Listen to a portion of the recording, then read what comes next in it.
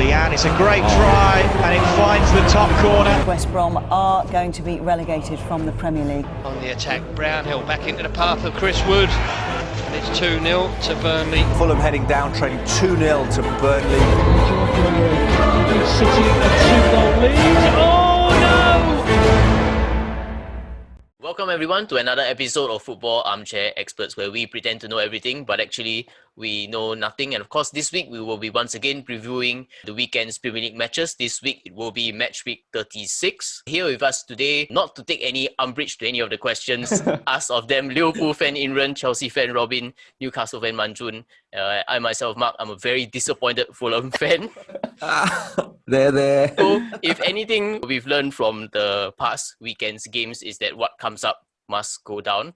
But enough about our viewer count on YouTube. Gone from 43 down to 17. But also that West Brom and Fulham have both suffered relegations from the Premier League after just one season back. It's also the earliest that all three relegation spots have been confirmed this early in the season with 3 games to go. I guess we can start with the big game last week. Man City failed to win the title after losing 2-1 to Chelsea. Okay. Yes. I went to stay at halftime. I see Man City dominating, then we would have lost. Yeah, 2-0. Then whatever, I should be done. I go sleep, wake up. What the hell was this shit? What did you see in the first half that made you so confident with all Man City? I don't think anything in particular. Just that they were playing their game and then they're playing well. And then still got a penalty, even though it was a missed penalty. But in my head, I'm like, even if they miss this penalty, they're still 1-0 up, right? And they have a solid defense. Chelsea weren't doing much to Man City in the first half. And then they're riding on a long streak of wins coming in. So I'm like, whatever, second half, they probably won't crumble. Chelsea did have a reaction in the second half to, I guess maybe possibly Sergio Aguero's penalty miss, trying to take the piece, going for the panenka penalty. We'll talk a little bit about that a bit later. But in terms of Chelsea's performance, impressed. I mean, this is now Guardiola's first back-to-back home league defeats for the first time in his career. Wow, okay. Chelsea's performance, of course, I'm impressed, especially without Mason Mount. Kante started from the bench. We played a very unfamiliar team. Even Marcus Alonso was there. Christensen got injured at the end of the first half after a mistake, granted. So good resilience, good fight back. I was very, very surprised that we got away with a win. It was a very, very lucky win. I thought the match deserved to be a draw. So for the first half, I would have gone to sleep because it was really boring. It was quite a bad, scrappy game, to be honest. Both teams chopped and changed quite a bit. So it wasn't either side's usual fluid game.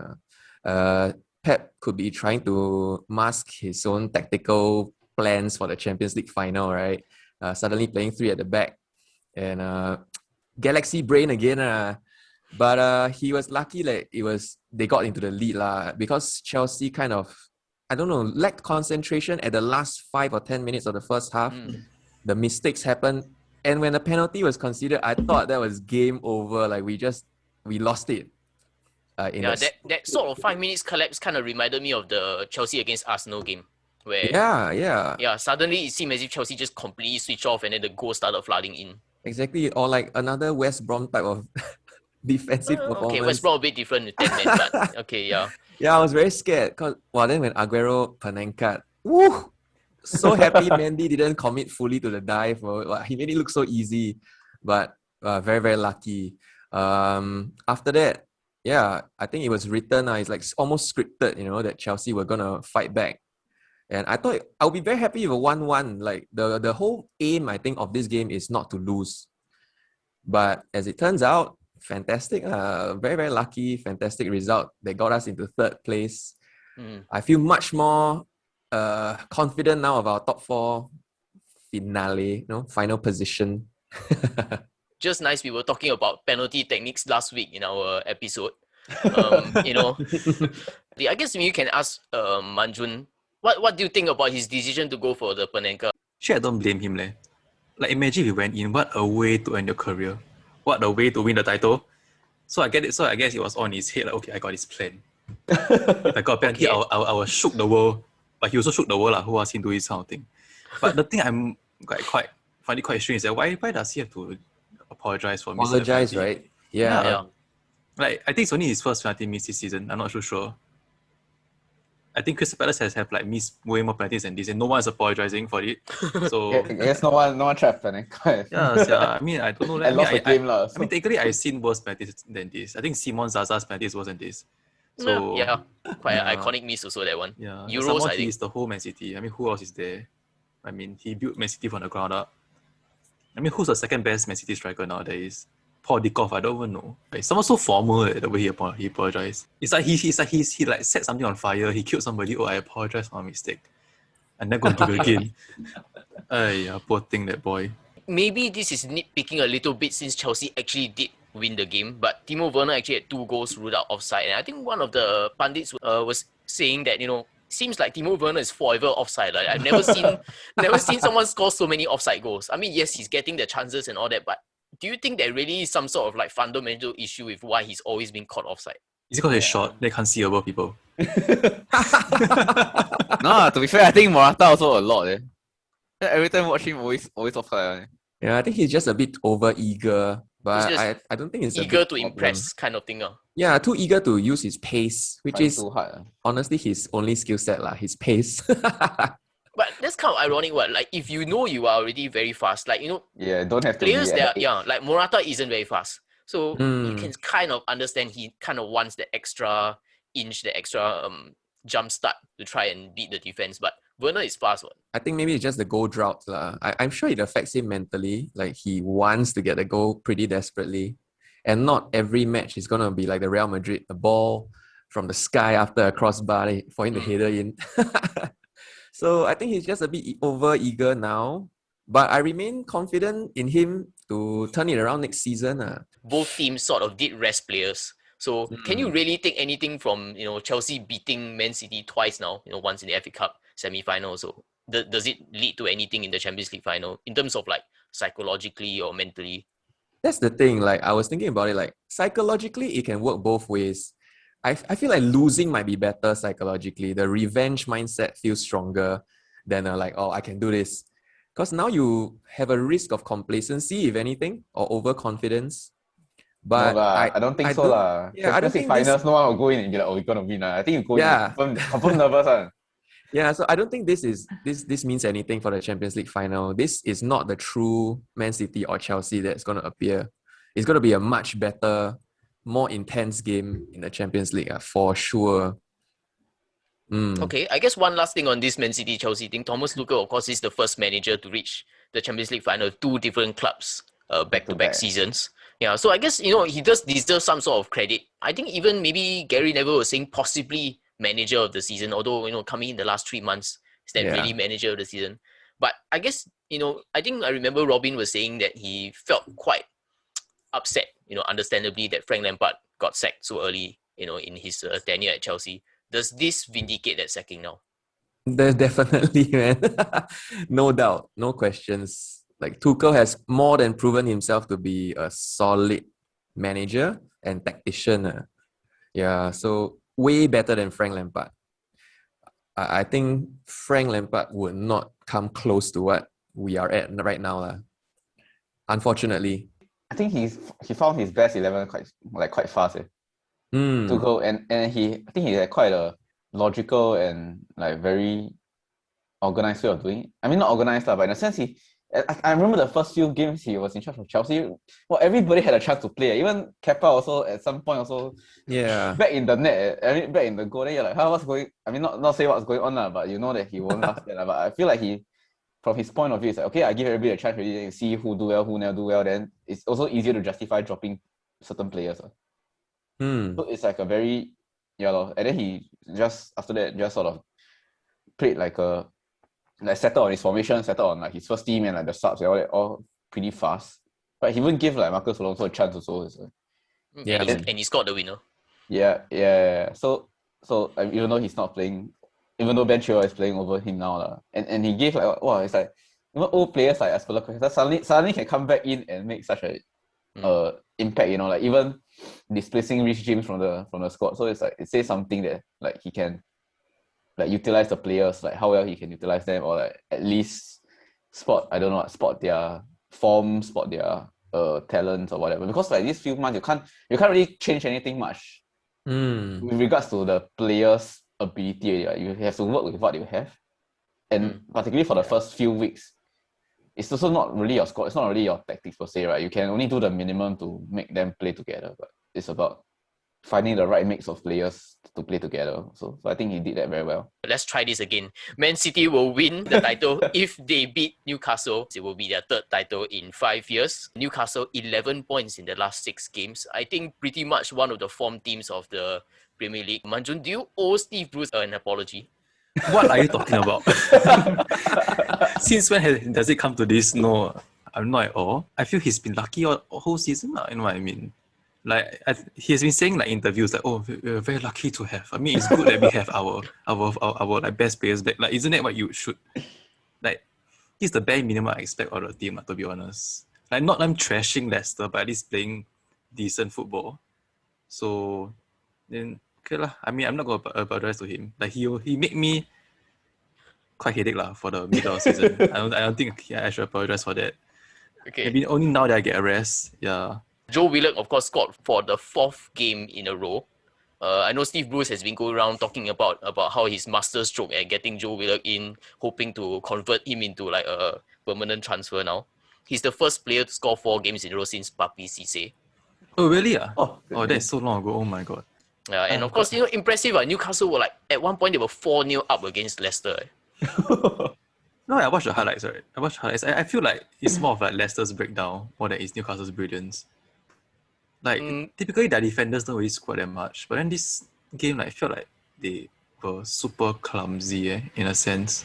Yeah, like, usually he usually wouldn't do this kind of thing. He's supposed to be the mainstay of the back line. The guy replacing Wes Morgan.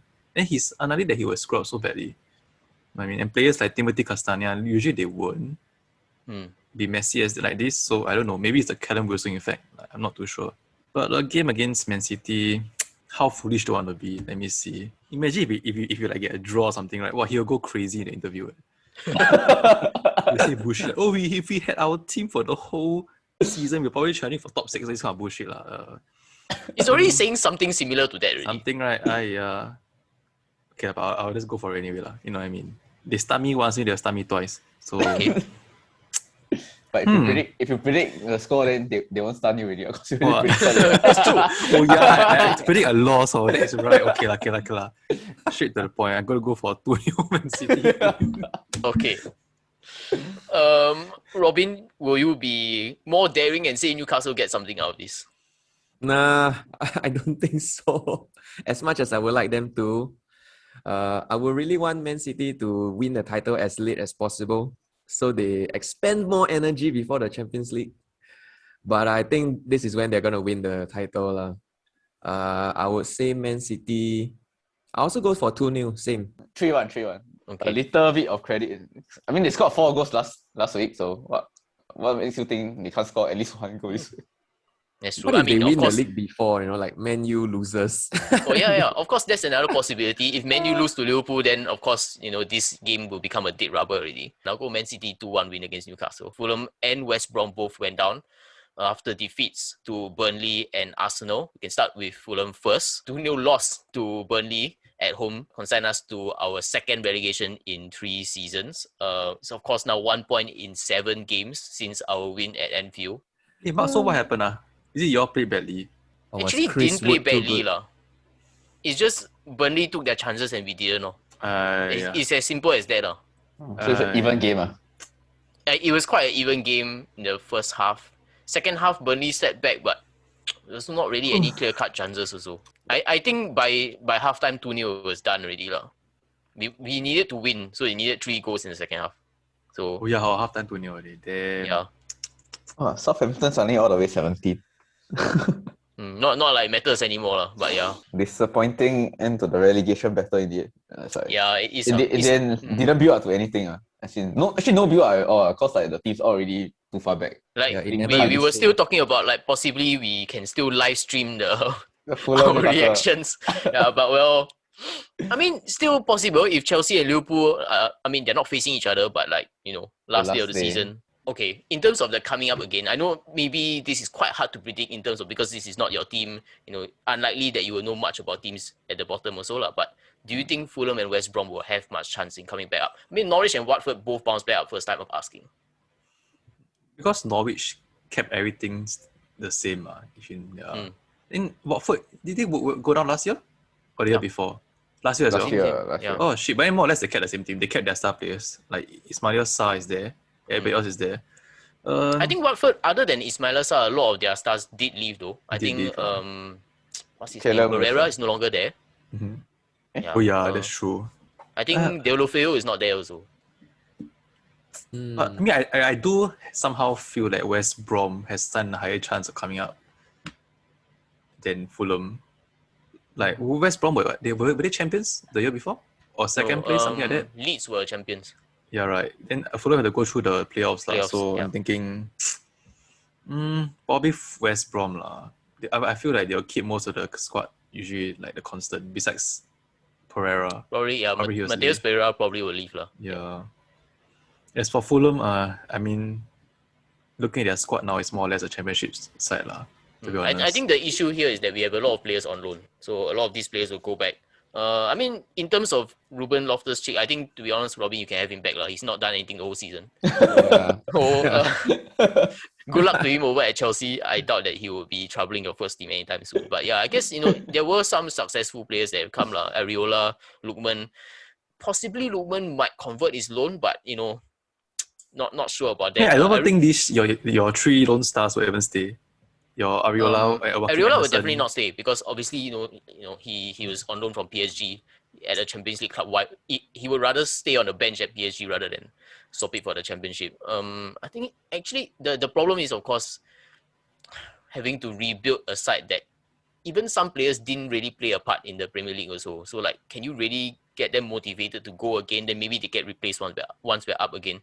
I'm not sure So I think there is quite a rebuilding job at Fulham. In terms of West Brom, possible also, depends. They also have quite a lot of players on loan. Maitland-Niles, Conor Gallagher. So I think not quite so straightforward for these two teams. Well, Sheffield very straightforward, not coming out anymore. Sheffield United, they were already quite, I don't want to say lucky, but a lot of people found it quite unexpected that they came up in the first place and did so well in their first season in the Premier League. Championship is kind of their level. So, possible, but we have to see how the competition is like in the Championship. It seems like Norwich and Watford went down and came back up without much competition. Next season, we're going to have some Championship correspondence here. In terms of the Southampton-Fulham game, I'm going to go 0-0. I'm going to go for 1-0 Southampton. I'll go 1-1. 2-0 Southampton. Before we get to West Brom, question to you all. Try to guess this player that I'm describing. Just for fun, we'll see if you can manage to guess the player. Last summer, his free transfer from a big club attracted quite a lot of fanfare. But despite a good start, he only managed to score his first goal last weekend. Which player is this? For any club, not related to the West Brom game. Possibly related to the West Brom game. Willian. Willian, his first goal? No, what? No, Willian scored, right? First game of the season, he scored. Oh, yeah. It's Willian's first goal. Oh, he assisted. He never scored. 3 assists, what? Yeah. I mean, there are two possible answers. It's Willian and Thiago Alcantara. Yeah, both of them scored their first goal this weekend. So, possibly both of them, maybe in terms of our end of season awards, could possibly be flops of the season also. But Willian, oh my God. The big news, of course, is Arsenal's 3-1 win against West Brom. That gave Big Sam his first relegation on his CV ever.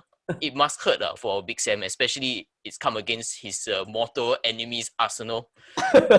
What? Damn clutch 3-1. To be honest, when Willian was stepping up, right, I felt it already. I was like, wow, I think I got this already. Wow. Love it. Possibly you can say Thomas Partey also possibly a flop. Oh yes, that's right. I think there was some meme going around. All the teams the players that Arsenal bought, right? It's like all of them are top of the table now. That's why they bought all the trash players from all the top clubs. So they bought Willian from Chelsea. They got the Gabriel guy from Lille, and they got Thomas Partey from Atletico. Oh, that's so sad. Gabriel were like super players for your teams. Yeah, then now all of them top of the league. Yeah. Oh, and Chelsea is top 4. Yeah, that's the thing. They are all not bad actually. It's So I guess the Arsenal's key problem. is to sell a player to Arsenal. Like even faster choose a Liverpool player to sell to them. Nathaniel Phillips. Milner, Take. Hey, don't know, Netflix. He's doing a pretty okay job. Yeah, Ben Davies. Go. I Oh, Ben Davies. think they accidentally like murdered him, then they cannot show anything, right? Then he just like buried somewhere. Never see him appear after the transfer. Just like gone already. Yeah, it's exactly the same as Michael Hector from Chelsea lah. Why even, right? Who's that? Yeah. Why even? Yeah.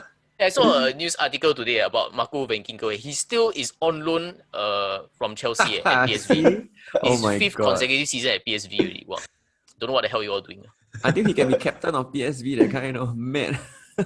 Nobody wanna buy him, then no choice. I keep going back. Yeah, why y'all keep extending his contract? Yeah, I Y'all don't give me understand that also. y'all give me a 10-year contract, is it? Like Adam Pardew, like, y'all give him Guarantee like, club, yo. We very nice to our players. what the? Keep them employed.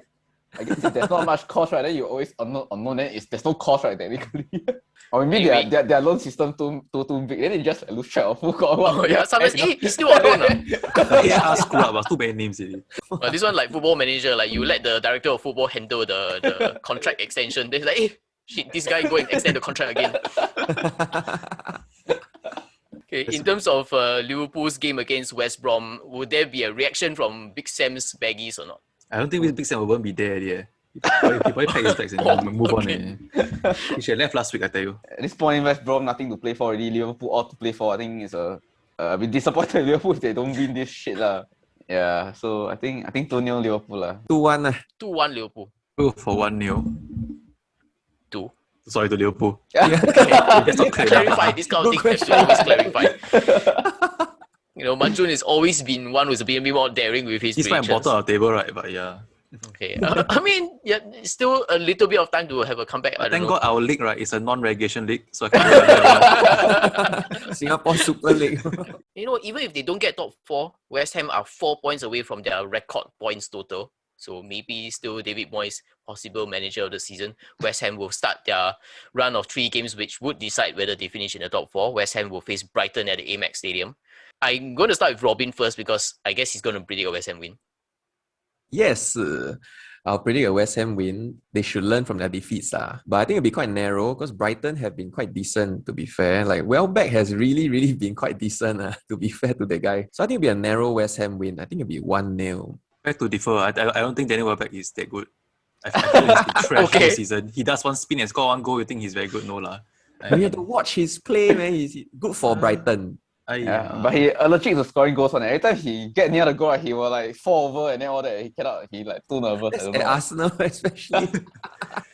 He's a big fish in small pond player. He cannot play in big club. Brighton had 2 players sent off in their last game, of course, Lewis Dunk and Neil Maupay.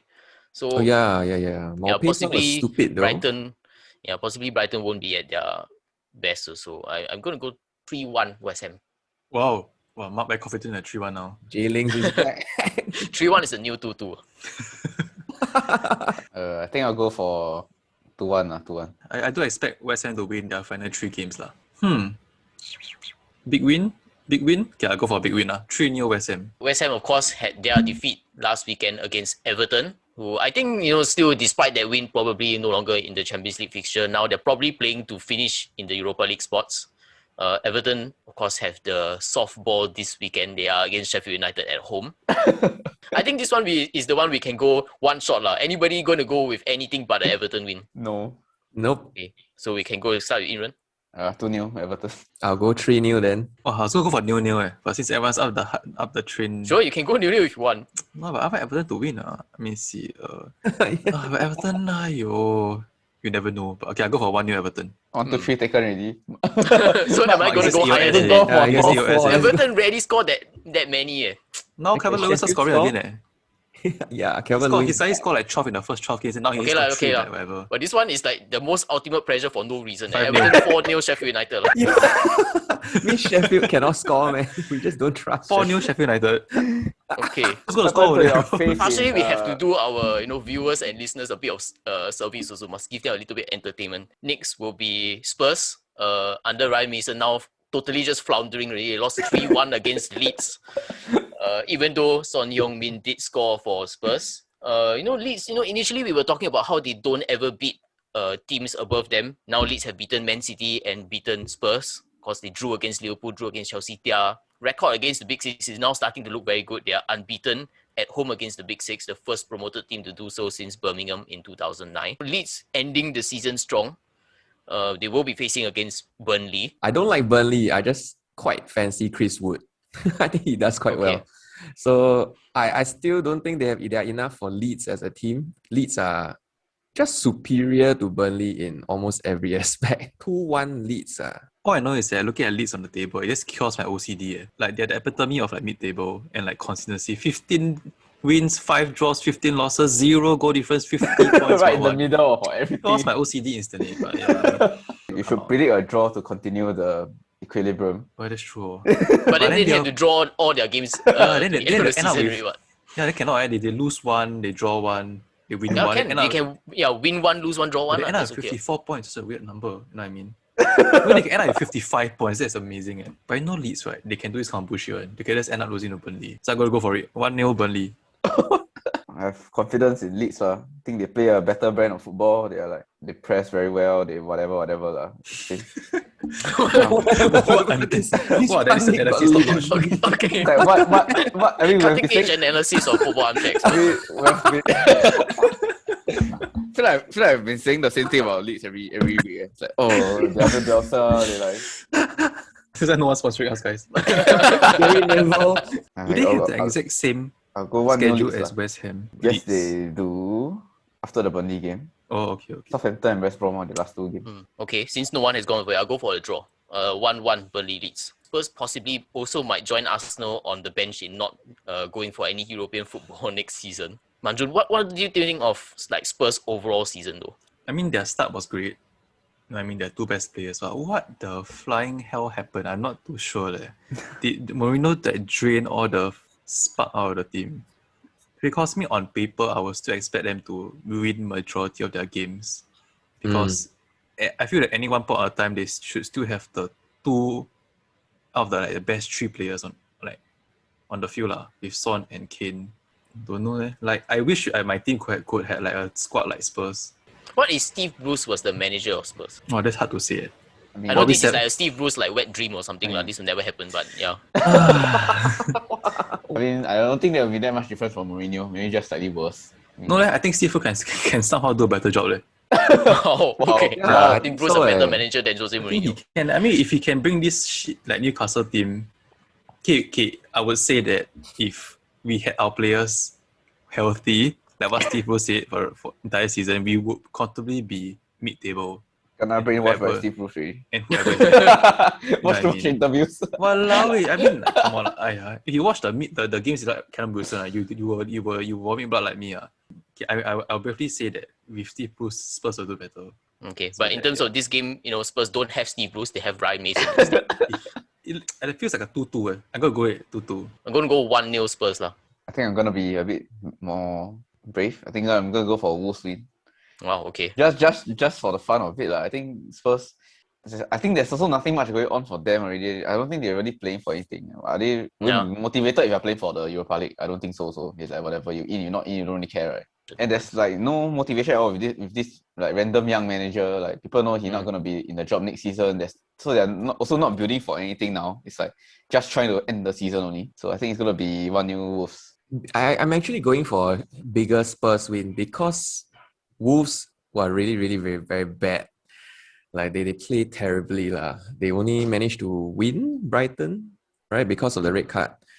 Otherwise, they really struggle to create anything meaningful. So because of that, I think Spurs actually, at least they can be carried by the same front two, Kane and Son. So I'm going to go big. I'll go Spurs 3-1. Is it they're hoping like Ryan Mason would be like the English Nagelsmann, something like that? I have no idea what the thought process is behind that. Yeah, for him, this is like his own like personal football manager save. Yeah. I bet the team is just running regardless of whatever he says. Or Harry Kane making the talks in the dressing room. Yeah, I think... Come on, understand the shit he says, come on. Okay, we have one game left. It's Crystal Palace versus Aston Villa. Any analysis from this game? If not, we can go straight to our score predictions already. Nothing to play for. Mid-table teams. 1-1 draw. This is the Christian Benteke derby. Well, I'm going to go with Christian Benteke to score, but Palace not to win. I think they'll lose 2-1 Aston Villa. I'm going to go for 3-1 Villa. Random 3-1. Wow, love it. 3-1 becomes the wildcard score. Okay, I'm going to go for Palace win then. I'll just be different. Okay. Let's be You're different. feeling confident already, now it's top of the table. No. I'll go 1-0 Palace. I guess, now we have a little bit of time. We can talk about the European leagues. The most interesting title race is still La Liga. No, as a Atletico Madrid fan, right? Somehow, I know why the fuck we're still in first place. I feel like given the form we are in, we should have been fourth way longer and way earlier. Somehow we're still first. Yeah, there was a period you couldn't win, right? Yeah. And I don't know. Just given this luck, I think we end up winning the league. Given this shit luck that we have. I noticed, right? When we talk about Newcastle, right? Sometimes you don't say we, but you've said more we's in this sentence for Atletico Madrid. Really? Yeah, no idea. True. Because I don't associate myself with Bruce, that's why. I think the only reason why Atletico are still first is just cause all the team, none of the teams are strong, and they had such a big lead at the start of the season, right? When both Barcelona and Real Madrid were not doing well. And they're also not doing well now. They had a mini resurgence that a lot of them will catch up. It's like in a race, and then you're sort of everybody running, and then you're on the floor crawling really at this point, and then see who's tongue longer, you just stick it out, and then who can reach the finish line. But I think it's interesting just for the fact that every week, right, the pundit is like, wow, Barcelona win that week when they win, right, they're like, they're gonna be the champion. And next week Real Madrid win, Real Madrid gonna be the win. Then it's like every week, it's just a different prediction, right? So I think it adds to all the drama and all that, right, which is good for the storyline for La Liga. Although you can say in France there is a little bit of a title challenge. PSG did draw 1-1 against Rennes. So, Lille only need 4 points from the last 2 games to end PSG's winning run in the French league. So, possible. Manjun, your favorite player, Jonathan David, could be a French league winner. Amazing, eh? Lille. I don't even know who they have on their team. They have the old man who never dies, who never ages. Burak Yilmaz. Burak Yilmaz, oh my god. But I did see one of their midfielders linked to some Premier League clubs though. I think like Bukhari Sumer. I think that's his name. But I thought he was linked to them for some time already. There was one period he was linked to Newcastle. Ideally, I don't know who you guys want to win, but personally, I feel like for me it's Barcelona. In general, like how they play and all that, and like their brand and all that, I feel it's like better than Real Madrid. Yeah, I get the brand's quite different. Like Barca is the purity football kind of thing, and Real Madrid is the win at all costs kind of thing. Yeah, and like all the games that they play against Liverpool, the players always very dirty always like diving and shit, like a little bit, then like want to fall down. The Liverpool fans say other players like to dive. Yeah. Hey, would you like to say something about Liverpool players then? I think in Mo Salah's case, he just like looked very dramatic when he falls over. So obviously sometimes it's like, it looks like it's a dive, and so I'm sure sometimes it's a dive as well. But no, like Real Madrid is like, the whole team dives. I don't know. Real Madrid is like a aging squad at this point, right? It's like everybody knows at this point. It's like they need to have a major revamp. If not, you cannot do anything with this squad anymore, right? It's just like getting the most out of an aging and dying squad really. So it's like, do you want the squad like that to win? Like they win really, then it's like a bit sian, right? For the league also. It's like all the other teams so shit. And Barcelona not aging as much. They still have like young players there. They still have Messi, I guess. Yeah lah. And then Atletico, they just screw up, and then they always play defense. So like out of the three, I would rather Barcelona win. I think Barcelona have a better like come from behind story. Like they changed their system. They brought in a few new players. Sometimes Griezmann is also still managing to make difference in games. I think possibly it might look nicer if Barca were to end up winning the title. I think none of them really do deserve it, but probably you still need a winner. You still need a winner unless Sevilla are going to suddenly put a run together. But yeah. Yeah, but the Sevilla one, if they manage to do it, that would be the most exciting storyline and like redemption for Julian Lopetegui. Oh yeah, that's true. A bit wasted. Villarreal not in the title race. Otherwise, good evening. That one really. But he could still win the Europa League so. Yeah, something to rub in Arsenal's face. Maybe it's a bit of managed decline of Arsenal. It's like their expectations constantly get lower and lower. At first it's cannot make Champions League. Now it's cannot even make Europa League. I don't know where's the next bar already. Yeah, that's true. Relegation battle. Like one of my friends was also saying their expectations have gradually been declining over the years, from like a guaranteed top 4 under Wenger became to like, oh, we'll be happy with just a Europa League finish. And now it's like, oh, we just settle for top half. Yeah, it could be that they don't even finish top half. It's possible still. Yeah, that's his case for Arteta out lah. That he was the first manager in a long time to not qualify for Europe. But I don't know, man. Out already then hire who? Yeah. So no one really around, right? Yeah, now the kind of caliber of managers they can attract going to be a lot less already. Like even like Allegri, this kind, would he want to go to Arsenal, finish like 10th? Maybe not. I feel like he waiting for the Juve job. Just go back. Yeah, just like chilling. Like Pirlo gonna get sacked sometime, and he just like waiting for that. Yeah, but I guess maybe the other big result is Juve losing 3-0 at home against AC Milan.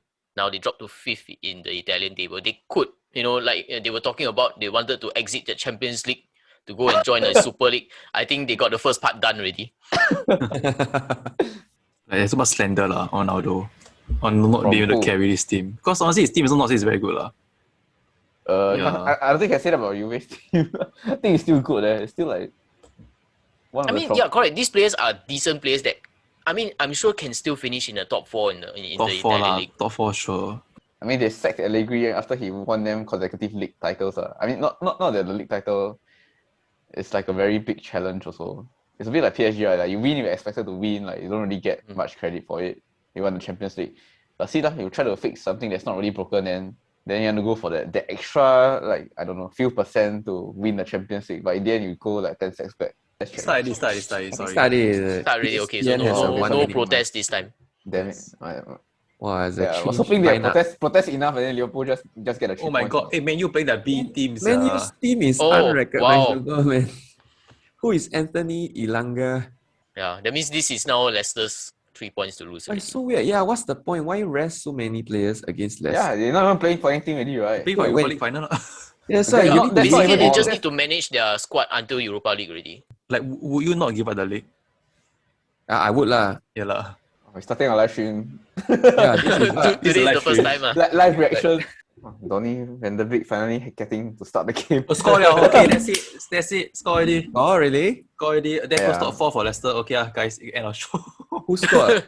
Luke Thomas. Oh wow, he really just left. Wow. Okay, I guess still got to do the ending, then we can continue watching. Yeah. Hopefully, all of you have enjoyed our preview of Matchweek 36. And even though we know nothing, hopefully today you've learned something. We'll see you again next week. Bye-bye. Bye.